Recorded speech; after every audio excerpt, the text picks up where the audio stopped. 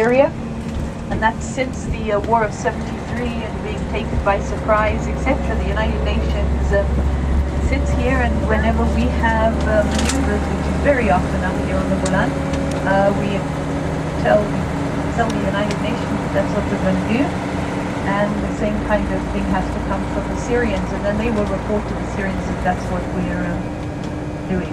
So that way no one can really surprise the other, or supposedly. We have Austrians that are always have been there since and they're usually one of the third world countries that get money to have forces within the United Nations. Here on the right, most of the industries around that army base of the Syrians died in the winter storm of 1992.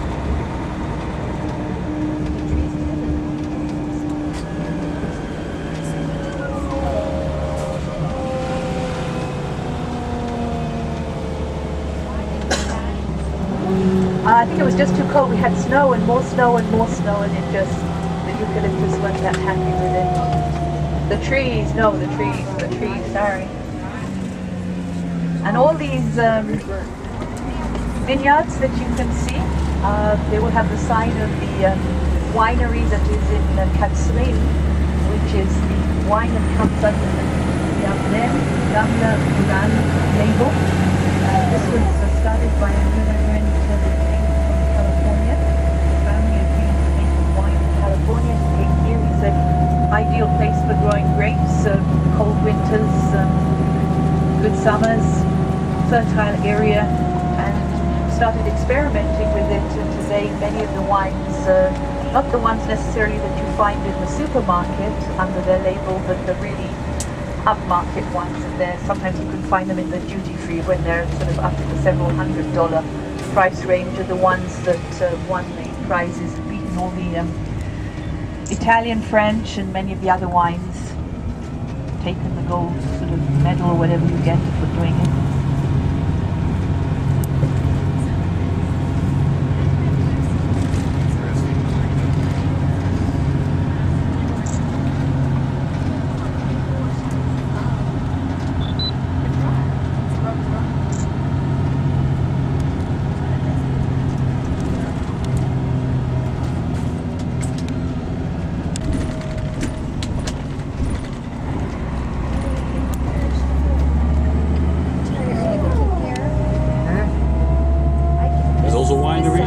Yep. This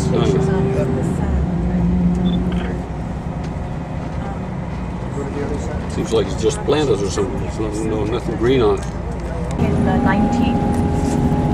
end of 73, at the end really of when the Yom Kippur War stopped, and then 74 when Kissinger was shuttling backwards and forwards, he was kind of saying, be nice to the Syrians a little bit. If you perhaps gave them back something, they would be, more nice towards you. Right. I don't know how you would express that, but anyway, his idea was that he would make a line halfway through the middle of the Golan from north to south, and everything to the east of the line would go to Syria, and everything to the west would stay in Israel, so that we would still hold those upper positions looking down into Israel, which meant that all these volcanoes would have been now on the Syrian side. And so they put him in a helicopter, they brought him up here, and they said, are you really serious? Is this what you want us to do? And at that point he realized that it was rather a stupid suggestion. And so the idea is that we hold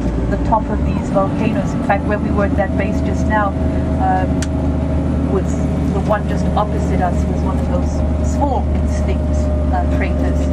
The case where you see these kind of bumps. This one over here, which is called Bental, up the top here you have a wonderful lookout. It was, of course, an Israeli army position, and they decided to vacate it to allow tourists, Israelis, kids, everybody to come and visit it, so that they understand the importance of holding these volcanoes on the top of the Golan and what you can see from them, because you probably realize that there's very sensitive equipment on the volcano next to us, Avital, this is Actually, that steep. was the one that in the This is beginning steep. we were supposed to go to, but because of the situation at 8 o'clock last night, they decided that it wasn't a feasible possibility, which was, it's everybody's dream to get up there and have a look. But last minute getting it. But anyway, that's in Alzal, right at the moment. This is Bental. You can see once we get up to the top of these high places how important it is and what you can see from them, looking out towards Quneitra and the places that we've just come from and the Syrians, etc. There's also a great coffee place up here, really good coffee, and it's called Coffee and Naan. You probably remember Coffee and Naan as one of the last United Nations General Secretaries, but actually it's a play on the Hebrew because coffee, of course, is coffee. Anan in Hebrew is clouds. And so in Hebrew, what it's actually saying is coffee in the clouds. So it's kind of rather cute sort of name. And up there you'll see that apart from the position that you can go in and see, well, you've got an idea how the soldiers live on a base now anyway, but here you'll see one that's dug into the mountain. If you go in through the bunker with the yellow paint around the door, you can go down and see what it's like inside, and that will bring you around to the trenches and stuff like you've been on just before.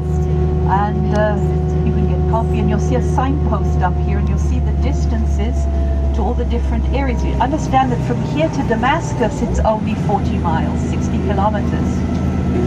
Wow. So it's very, very close. From here to Baghdad it's only 500 miles, 800 kilometers. It takes exactly from the area of Iraq to hit Israel with one of these Scud missiles of 91. Today those things are much faster. It took about 5 minutes to get to Tel Aviv from Baghdad. So just so that you should see, how close it is. Yeah, where it says restrooms on your way up on the left, forget that one, it's closed, but there is a restroom that they now charge money in the coffee place, but like a shekel. But that's because they have an issue with getting the water and stuff, so we're kind of paying for them to have water to flush it. But anyway, yeah, it's a great place to get a view, great place to have coffee, and they also have sweatshirts that say Coffee and Naan on it, and on the back the signpost with all the distances between here and our neighbors. So